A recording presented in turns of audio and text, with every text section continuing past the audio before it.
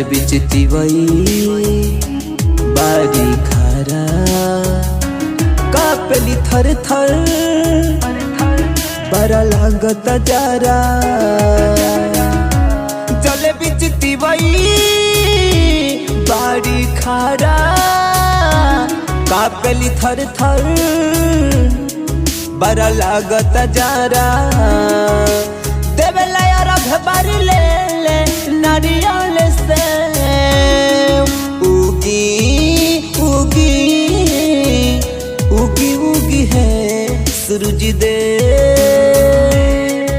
उगी उगी उगी उगी है सूरज दे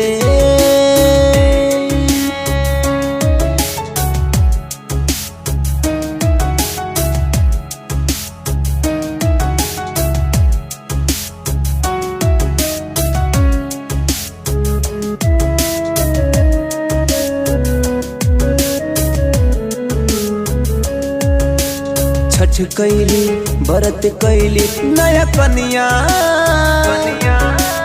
3 दिन भूखे रही के बिना पनिया रउआ से इहेनु हाथ जोड़िया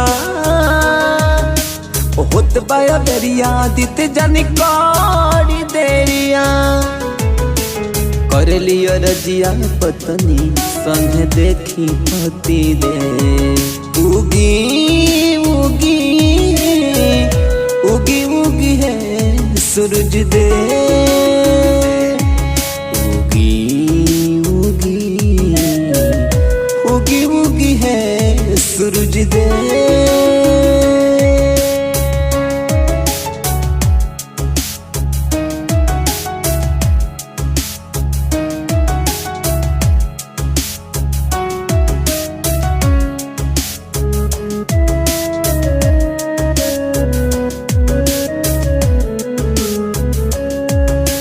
हमनी से बोली गलती भइल कावन